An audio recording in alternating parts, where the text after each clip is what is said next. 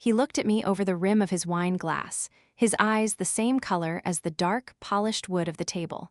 "We're done, Kaylee." The words didn't make a sound. They just hung there, in the soft candlelight of our favorite restaurant, the one where he'd proposed 8 years ago. My fork stopped halfway to my mouth.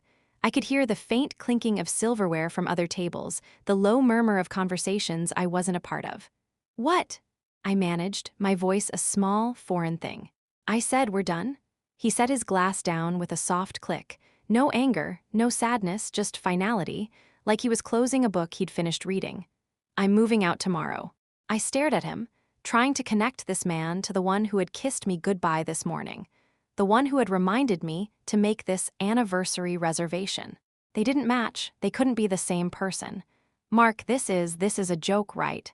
He sighed, a puff of air that was pure annoyance. "Kaylee, don't make this difficult. It's been over for a while, we both know it." I didn't know it. I knew we'd been stressed. I knew his business was taking up all his time, but I thought that was a season, a rough patch. I thought we were a team, weathering it together. My throat closed up. Tears pricked at the corners of my eyes, hot and sharp. I refused to let them fall.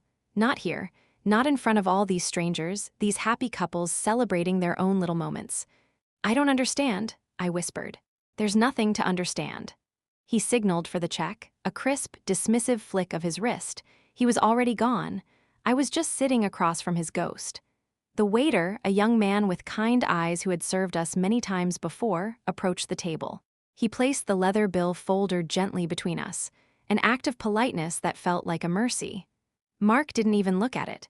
He pulled out his wallet, all smooth efficiency, and slid out a sleek, black credit card, the one he called his success card.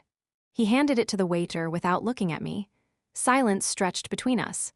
It was heavy, suffocating. I focused on the tiny flame of the candle, watching it dance and flicker, a tiny, fragile life in the middle of our wreckage. A few minutes later, the waiter returned. He looked awkward. He cleared his throat softly. "I'm sorry, sir," he said, his voice low. "The card was declined." Mark's head snapped up. A flicker of something, not embarrassment, but irritation crossed his face. "What? Run it again." The waiter nodded and walked away. Mark tapped his fingers on the table, a rhythmic, impatient sound that grated on my raw nerves. He still wouldn't look at me. It was like I was a piece of furniture he was arranging for the last time. The waiter came back, his expression even more pained. "I'm very sorry, sir. It was declined again. Insufficient funds." The tapping stopped. For the first time all night, Mark looked flustered. Truly flustered. His carefully constructed composure cracked, just for a second. His face flushed a dull red. And in that moment, watching him squirm, a tiny, cold ember of something other than pain sparked to life inside me. He fumbled for another card, a different one, from a deeper pocket in his wallet. He thrust it at the waiter. "Try this one." The waiter took it, but I already knew. He returned a minute later, shaking his head almost imperceptibly. "I'm sorry, sir." The silence that followed was different. It wasn't empty anymore. It was filled with his humiliation. It was thick and satisfying, and I hated myself for feeling it, but I did. He looked at me then. Finally. His eyes were wide with a sort of desperate demand. He expected me to fix this, to smooth it over, to be the quiet, capable partner I had always been. I took a slow breath. I reached into my purse, my hand steady, and pulled out my own wallet. It was worn, simple leather, nothing like his. I took out my card, the one linked to my personal savings, the account I'd maintained from before we were even married. I handed it to the waiter. "Here," I said, my voice clear and even, "let's try this one." He took it with a grateful look. Mark just stared at me, his mouth a thin, hard line. The power had shifted. He had tried to break me in a grand, public gesture, and he had failed because he couldn't even pay for the meal. The waiter returned, placing the bill and my card in front of me. I signed my name, added a generous tip for his trouble, and stood up. My legs felt shaky, but I held myself straight. "I'll get a ride home," I said, my voice as calm as a frozen lake. "You can figure out this." I walked away without looking back. I could feel his eyes on me. I could feel the eyes of everyone in the restaurant. But for the first time, I didn't feel shame. I felt tall. That feeling lasted until I stepped out into the cold night air. Then the shock hit me like a physical blow, and the world tilted on its axis. The doorman asked if I needed a taxi, and I just nodded, unable to speak. The ride home was a blur of streetlights and tears I could finally let fall. I let myself into the house we had built together. The silence was deafening. Every object was a memory, a betrayal. The painting we bought in that little coastal town. The worn armchair where he used to read. The faint scent of his cologne hanging in the air. Our wedding photo was on the mantelpiece.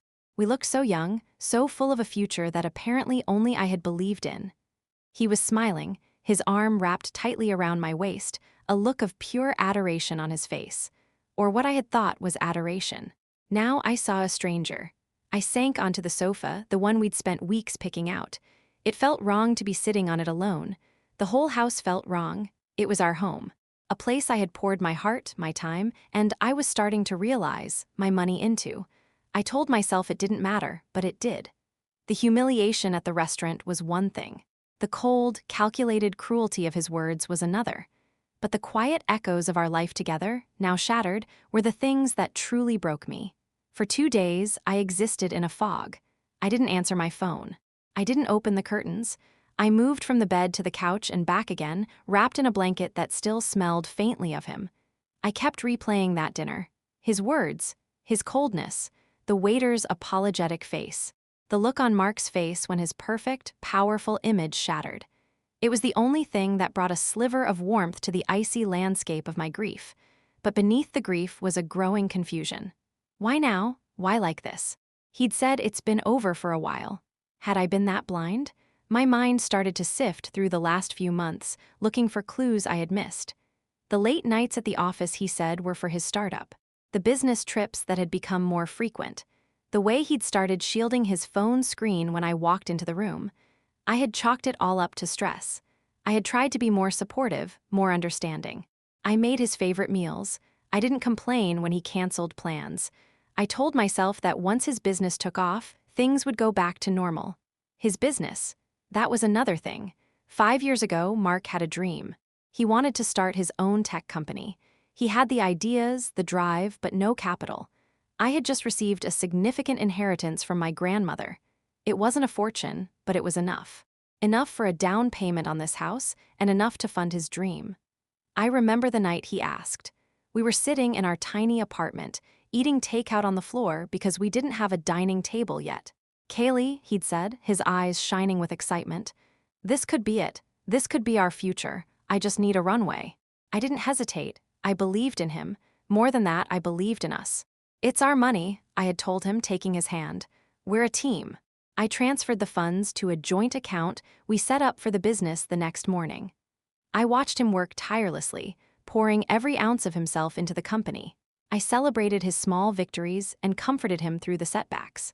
I managed our home, our finances, our life, so that he could focus entirely on his work. I put my own career as a graphic designer on hold, taking on small freelance projects here and there because his dream had become our dream. And it had worked. His company had finally started to become successful in the last year. That's when he got the fancy black card. That's when he started buying expensive suits. That's when he started becoming a stranger. The memory was so clear, so painful. He hadn't just used my support, he had used my inheritance. The money my grandmother had left for me to secure my future. A cold dread seeped into my bones. The house. We'd bought it together, but the down payment had come from that same inheritance. My name was on the deed, but he had always handled the mortgage payments from the business account. He had insisted on it. He said it was easier that way. Was I a fool? A naive, trusting fool? The shame was a heavy cloak. I felt stupid. I felt erased. He had built his kingdom with my resources, and now he was casting me out of it. On the 3rd day, my phone buzzed on the coffee table. A text message. It was from Mark. My heart did a painful flip. For a wild, stupid moment, I thought it might be an apology. An explanation, anything. I picked it up. My hands were shaking. The message read, "I'll be by on Saturday with a truck to get my things. Please be gone. My lawyer will be in touch about you signing the house over. It's cleaner that way." Cleaner, that one word hit me harder than "we're done." There was no emotion, no remorse, just cold, brutal logistics. Like I was a piece of admin he had to take care of. Signing the house over.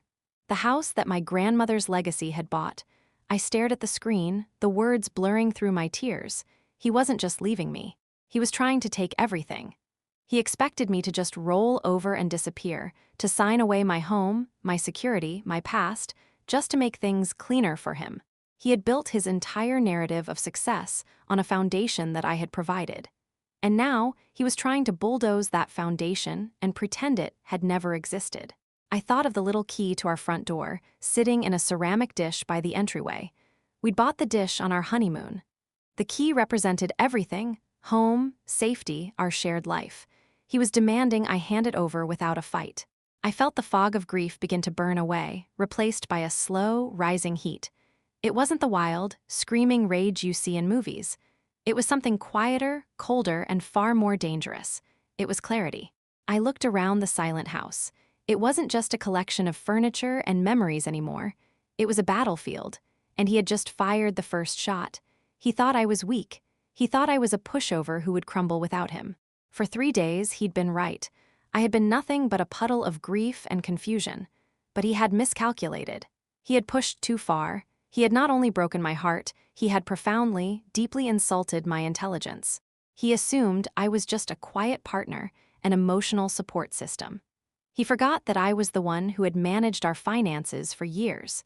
He forgot that I was the one who read every contract before he signed it in the early days. He forgot that my name was on everything, too. He saw me as a casualty of his success story, a footnote. I stood up and walked to the window, pulling back the curtains for the first time in days. The sunlight streamed in, sharp and bright. Outside, the world was still going on. People were walking their dogs, kids were riding their bikes. Life hadn't stopped, and mine wouldn't either. He wanted a clean break. He wanted me gone. He wanted the house. He wanted to erase me from his triumphant new life.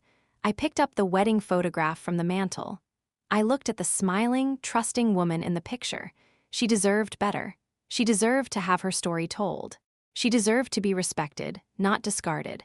I thought about his card being declined. That tiny, perfect moment of poetic justice. It was a crack in his armor. A sign that the successful, powerful man he projected to the world was maybe not as invincible as he thought. He had started this. He had chosen the time, the place, and the weapons. He just assumed I wouldn't know how to fight back. I realized he hadn't just broken a promise. He had broken a contract, both spoken and unspoken.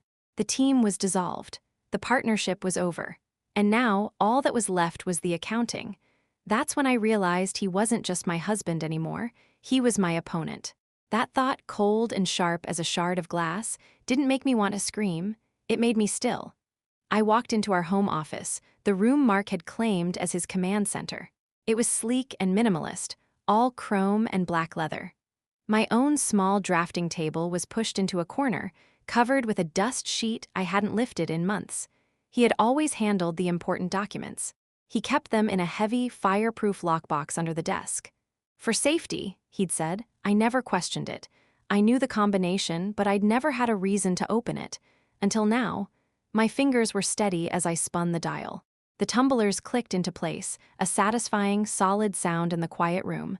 I lifted the heavy lid. Inside, everything was perfectly organized. Files labeled house, insurance, taxes, and one thick folder simply labeled venture, his company. I pulled it out and sat down in his expensive leather chair. It felt cold and unwelcoming. For hours, I went through every piece of paper. The initial incorporation documents, the quarterly reports I'd helped him prepare, the vendor contracts I'd proofread. My name was everywhere in the beginning, co-signer, guarantor, but as the years went on, it appeared less and less. The newer documents, the big money contracts from the last year, listed him as the sole proprietor, the sole signatory. He hadn't just edged me out of his life, he'd been systematically erasing me from our shared success story. Then I found a folder tucked at the very back, one I didn't recognize. It wasn't labeled. My heart started to beat a little faster. I opened it. Inside were bank statements for an account I'd never seen before. A corporate account, opened 6 months ago. The deposits were huge, numbers that made my head spin. These were the profits I thought he was reinvesting into the company. But it was the withdrawals that made the air leave my lungs. Thousands of dollars spent at high-end jewelry stores. Lavish dinners at restaurants we'd never been to. 2 plane tickets to an exotic island, purchased 3 months ago for a week I thought he was at a conference. And then, the final knife twist. A recurring monthly payment, listed only as lease.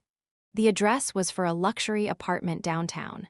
A very expensive one. The lease had been signed 4 months ago. He hadn't just decided we were done last night. He had been building an entire second life, a life without me, for months. All with the money that my grandmother's legacy had helped create.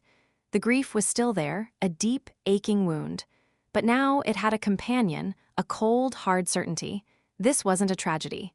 This was a theft. I didn't cry. The time for tears was over. I carefully took out my phone and photographed every single page. Every statement, every charge, every address. I emailed the files to a new, secure address I created on the spot. Then I put everything back, exactly as I had found it. He would never know I had been in here. He would assume I was still on the couch, wrapped in a blanket, broken. The next morning, I didn't call my friends. I didn't call my mother. I called a lawyer. Not the friendly family lawyer who had handled my grandmother's will, but the top divorce attorney in the city. Her name was Anya Sharma, and her reputation was that of a shark who smiled politely while she took you apart. Her office was the opposite of our home. It was warm, filled with books and plants. It smelled like old paper and strong tea. Anya was a small woman with sharp, intelligent eyes that missed nothing. She didn't offer platitudes or tissues. She listened, her hands steepled under her chin as I laid out the story. The inheritance, the business, the dinner, the text message. I finished, my voice hoarse, and slid my tablet across her polished wooden desk. And this is what I found last night. She spent 20 minutes scrolling through the photos of the documents, her expression unreadable. The silence in the room was absolute, broken only by the soft tap of her finger on the screen. Finally, she looked up at me. "Mr. Davis has made a grave miscalculation," she said, her voice calm and even. "He seems to believe your contribution was merely emotional." I nodded, feeling a lump form in my throat. "He thinks I'll just go away." "He is mistaken," Anya stated simply. She leaned forward. "The law is quite clear on the commingling of assets. Your inheritance was the seed from which this entire tree grew. He cannot now claim he owns the tree and all its fruit, simply because he watered it." For the first time in days, I felt a flicker of hope. "He wants me out of the house by Saturday," I said. "He told me to sign it over to him." Anya almost smiled. It was a frightening sight. "He can want many things, Kaylee. That doesn't make them his.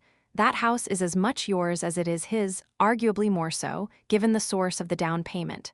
You will not be leaving. You will not be signing anything." She gave me a list of instructions. Simple, clear, and methodical. Open a new bank account in my name only. Transfer my personal savings. Cancel my name from all joint credit cards. "And one more thing," she said as I was preparing to leave. "I suggest you call a locksmith, today." The idea was so bold, so defiant, it took my breath away. Changing the locks on our home, it felt like a declaration of war. "Is that legal?" I asked. "It's your home," she replied, her eyes meeting mine. "You have every right to feel secure in it, especially from a man who is actively trying to defraud you." I walked out of her office and into the bright afternoon sun, feeling like I had shed a heavy coat I didn't even realize I was wearing. The world looked different. Sharper. I did everything she said. The new bank account was first. The phone call to the credit card company was second. The third call was to the locksmith. He arrived an hour later, a kind, quiet man who didn't ask any questions. I stood in the hallway, listening to the whir of his drill as he removed the old locks from the front and back doors. The locks Mark had the keys to. It was a strange feeling, a mix of terror and exhilaration. With every turn of the screwdriver, I felt like I was dismantling the life we had built. But I was also building a fortress. When he was done, he handed me a set of 2 new keys. They were shiny and sharp, unfamiliar in my palm. They felt heavier than the old one. They felt like power. That night, I didn't sleep on the couch. I slept in the middle of our bed, on my own, for the first time in 8 years. And for the first time in what felt like a lifetime, I slept soundly. The next few days were a blur of quiet, focused activity. My grief hadn't vanished. It would hit me in waves, usually when I came across something that was so deeply him. the worn-out t-shirt he always slept in, the half-finished book on his nightstand. But now, instead of letting the grief drown me, I used it. It became fuel for my resolve. He expected me to be gone by Saturday. He expected the house to be empty of me, ready for him to pick over my bones, so I decided to help him pack. I went through every room, every closet, every drawer, and I gathered his things. His expensive suits, his collection of watches, his ridiculously overpriced sneakers. I packed them neatly into boxes, the way I always did when we moved. It was a deeply painful process. Each object held a memory, a ghost of the man I thought I loved. The cufflinks I bought him for our 3rd anniversary. The photo of us from that trip to the mountains, the one where we looked so happy. I packed them all. I was not erasing our history. I was archiving it, putting it away. By Friday evening, the house was transformed. All of his possessions were stacked in neat, labeled boxes in the garage. His clothes were gone from the closet. His toiletries were gone from the bathroom. His presents had been systematically, carefully removed. What was left was me. The house felt bigger, quieter. The air felt lighter. I looked around at the space, at the gaps on the shelves and the empty side of the bed. It wasn't sad anymore. It felt like potential, a blank canvas. I spent that evening sitting on the living room floor, drinking a glass of wine and listening to music he had always hated. I had a copy of the new Keys in my pocket. The original set was on the kitchen counter, next to a single, sealed envelope addressed to him. Inside the envelope was a short, simple note, along with the business card for Anya Sharma. I wasn't scared anymore. I wasn't sad. I was ready. He thought he was coming on Saturday to collect his things and claim his house from his weeping, discarded wife. He had no idea he was walking into a trap he had set for himself. He had no idea that the quiet woman he had betrayed had spent the last week gathering an army he couldn't see. The sun rose on Saturday morning, casting long shadows across the living room floor. I made myself a cup of coffee and sat by the window, watching the quiet suburban street come to life. Right on time, at 10 o'clock, I heard the rumble of a large truck turning onto our street. It was a sound I had been waiting for. My heart didn't pound with fear. It beat with a slow, steady rhythm. The truck pulled into the driveway, its brakes hissing. The passenger door opened, and one of Mark's friends hopped out. Then the driver's side door opened. And there he was. He looked confident. Dressed in expensive jeans and a casual jacket, he strolled towards the front door as if he owned the world. As if he owned this house. He reached into his pocket and pulled out his key. The old key. I watched from the window as he inserted it into the lock. He turned it. Nothing happened. He frowned, jiggling it in the lock. He tried again, with more force this time. The key wouldn't turn. Confusion washed over his face, followed by a flash of annoyance. He took a step back, looked up at the house, as if trying to understand why his own home was suddenly refusing him entry. He pulled out his phone. A moment later, mine buzzed on the table beside me. I ignored it. He strode up to the door and knocked, a hard, impatient sound. Knock, knock, knock. I stood up, smoothed down my shirt, and walked to the door. I took a deep, calming breath, my hand resting on the new, unfamiliar doorknob. He was expecting a ghost. He was about to meet the person she had become. I realized that the quietest person in the room isn't always the weakest. Sometimes they're just listening. I opened the door. He stood there, framed in the morning light, his face a mask of disbelief and fury. For a moment, we just looked at each other. It was the first time we'd been this close in a week. He seemed smaller somehow, without the backdrop of a fancy restaurant or the authority of his expensive office chair. "What the hell is this, Kaylee?" he demanded, his voice low and tight. He gestured at the doorknob, with the useless key still clutched in his hand. "What did you do?" "I changed the locks," I said. My voice was even. I was surprised at how calm I felt. My heart was beating, but it was a steady, rhythmic thump, not the frantic flutter of fear. His friend, standing a few feet behind him, shifted uncomfortably. He wouldn't meet my eyes. Mark's face darkened. "You have no right. This is my house." "No," I said, and the word hung in the air between us, simple and solid. "It's our asterisk house, and I live here. I have a right to feel safe." He actually laughed, a short, ugly bark of a sound. "Safe. From me." I didn't answer. I just held his gaze. The silence stretched, and in it he heard my answer. He saw the last week, the cold text message, the years of quiet erasure, all reflected back at him in my eyes. His smirk faltered. "This is ridiculous," he finally spat. "I'm here for my things. Are you going to let me in, or do I have to call the police?" "That won't be necessary." I stepped aside, not from the doorway, but to the side, revealing the path to the garage. "Everything is in there. I packed for you." He stared at me, his brows furrowed in confusion. This wasn't part of his script. He was expecting tears, pleading, a dramatic scene. He wasn't prepared for calm, organized efficiency. It unnerved him. "I'm not going through the garage like some delivery man," he said, trying to reassert his dominance. He took a step toward the door. I didn't move. I was a statue. "Mark, you're not coming into the house. Try and stop me." He moved to push past me. I simply held up the envelope. His name was written on the front in my neatest script. He stopped, looking down at it. "What's this?" he asked, his voice laced with suspicion. "It's for you," I said. "It will explain the new arrangements." He snatched it from my hand. He tore it open impatiently. His eyes scanned the short note I had written. I watched his expression shift as he read it, a flicker of something, annoyance, maybe even a hint of alarm. Then he pulled out the business card. Anya Sharma, attorney at law. He knew the name. I could see it in the way his shoulders tensed. Her name carried weight in the city. It was a name associated with messy, high-stakes divorces, where one party always ended up losing far more than they'd anticipated. He looked from the card back to me, and for the first time, I saw a sliver of genuine uncertainty in his eyes. He had assumed he was the only one with a lawyer. He had assumed I would be handled by some small-town family friend who would advise me to settle quickly and quietly.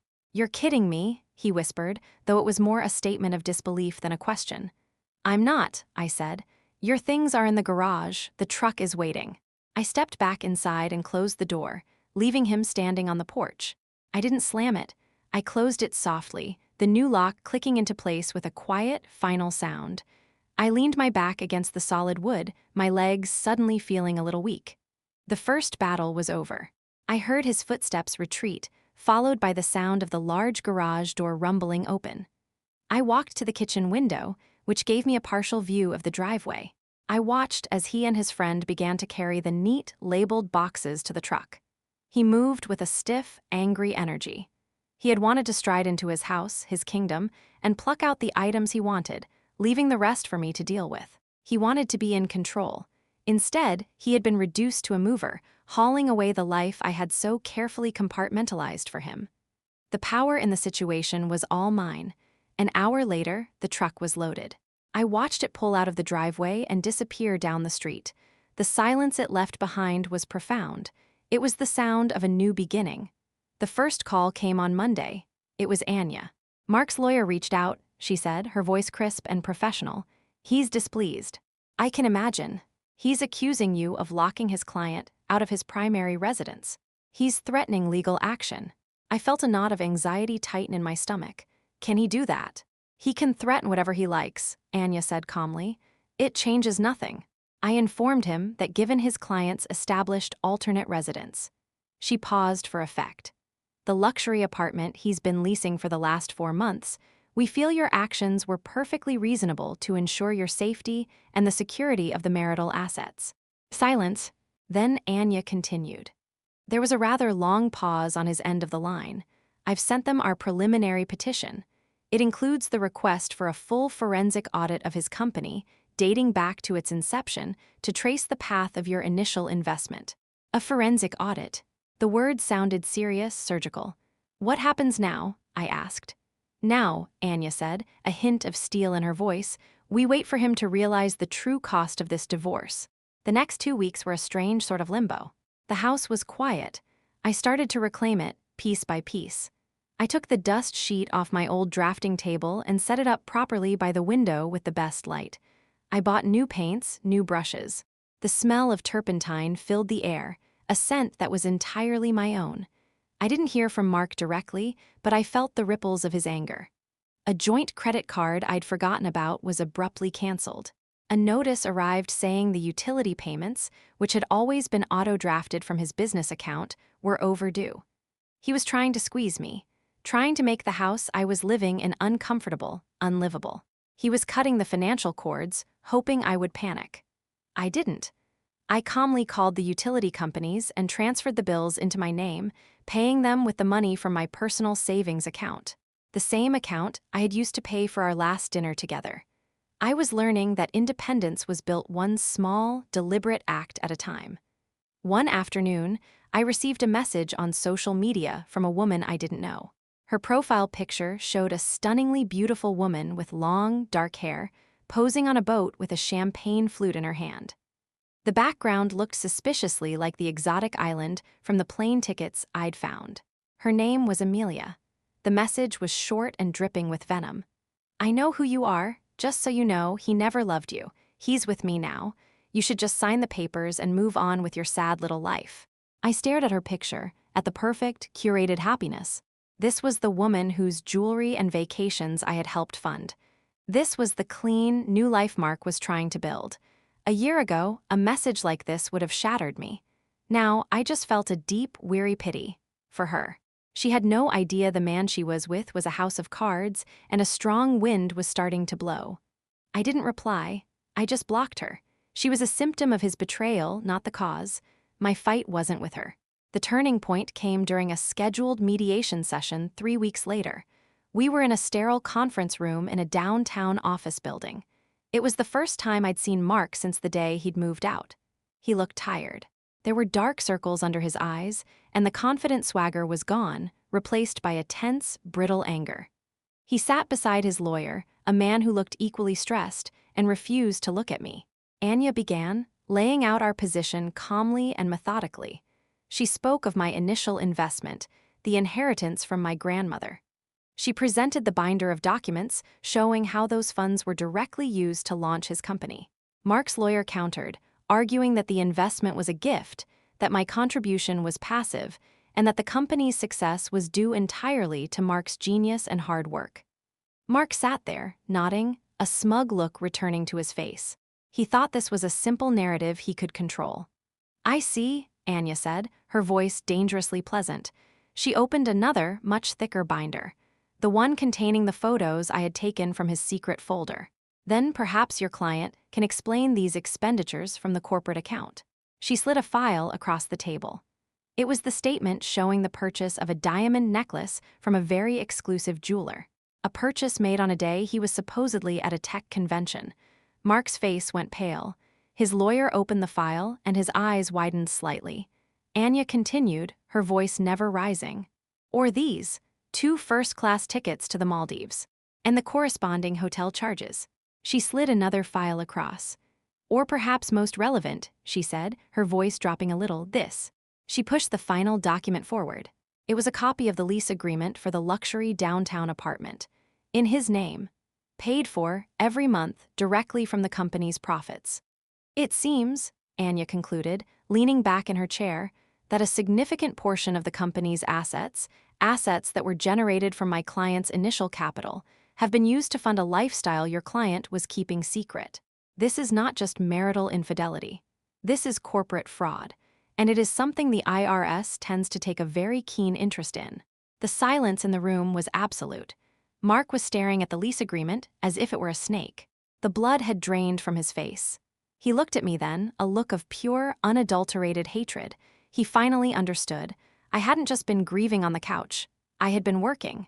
His lawyer cleared his throat. "I think we need a moment to confer with our client," he said, his voice strained. They left the room. Through the glass wall of the conference room, I could see them arguing in the hallway. Mark was pacing, his hands flying as he spoke. His lawyer looked like a man who was watching his entire case disintegrate before his eyes. Anya turned to me. "He'll settle," she said quietly. "He has no choice. A public lawsuit would destroy his company's reputation, not to mention attract the kind of official attention he can't afford." When they returned 20 minutes later, Mark's demeanor had completely changed. The anger was gone, replaced by a hollow, defeated look. He wouldn't look at me. He just slumped in his chair and stared at the polished table. His lawyer did all the talking. They agreed to our terms. The house was mine, free and clear. The mortgage would be paid off from the settlement. I would also receive a 40% stake in his company, not as a silent partner, as a voting board member with full access to the company's financials. My inheritance was no longer a forgotten seed. It was now a permanent, powerful branch of the tree. The rest was just details. The division of smaller assets, the signing of papers. As the meeting concluded, Mark stood up. He still didn't look at me, he just walked toward the door. Then he stopped. He turned around slowly, his eyes finding mine across the long, polished table. "Was it worth it?" he asked, his voice barely a whisper. "Destroying everything we built." I held his gaze. I thought about the girl who believed in him, the woman who packed his lunches and proofread his contracts and celebrated his every small win. The woman he had tried to discard like a piece of trash. "You're the one who said we were done," I said, my voice quiet but clear. "I'm just the one who got to decide what that meant." He had no answer for that. He just turned and walked away. The final papers were signed a week later. I sat in Anya's office, my hand steady as my pen moved across the dozens of signature lines. When it was over, she handed me a small, plain key. "What's this?" I asked. "It's the key to your new office at the company," she said with a small smile. "The one next to the CEO's." I held the key in my palm. It was cool and solid. It felt like justice. That night I went out to dinner. By myself. I went to the same restaurant, the one where he had tried to break me.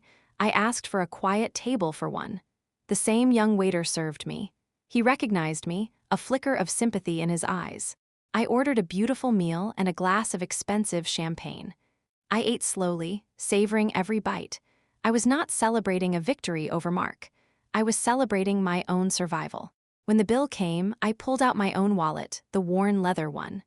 I took out my card, the one linked to my own account, an account that was now very, very healthy.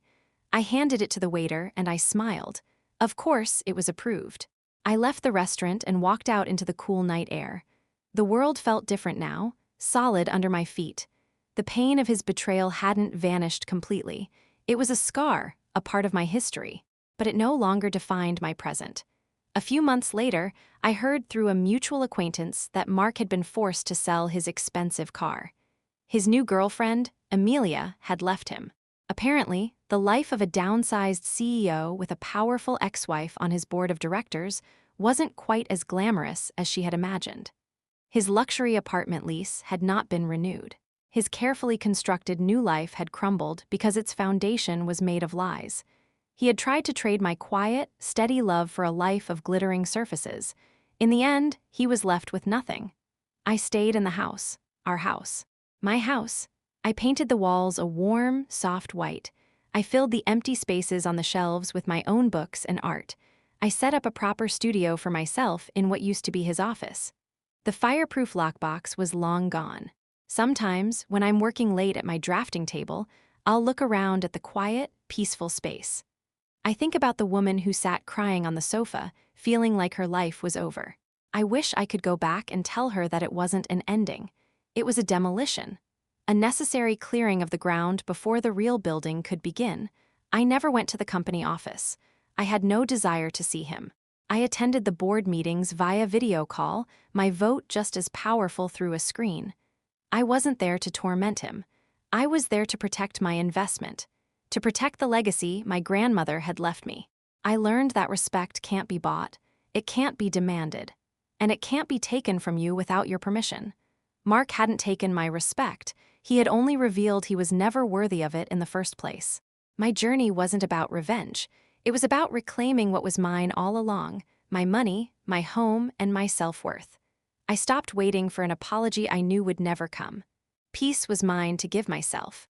If this story reminded you that true strength is often found in the quiet moments, please subscribe. There are more stories here about finding justice, not in loud revenge, but in the calm, steady rebuilding of a life.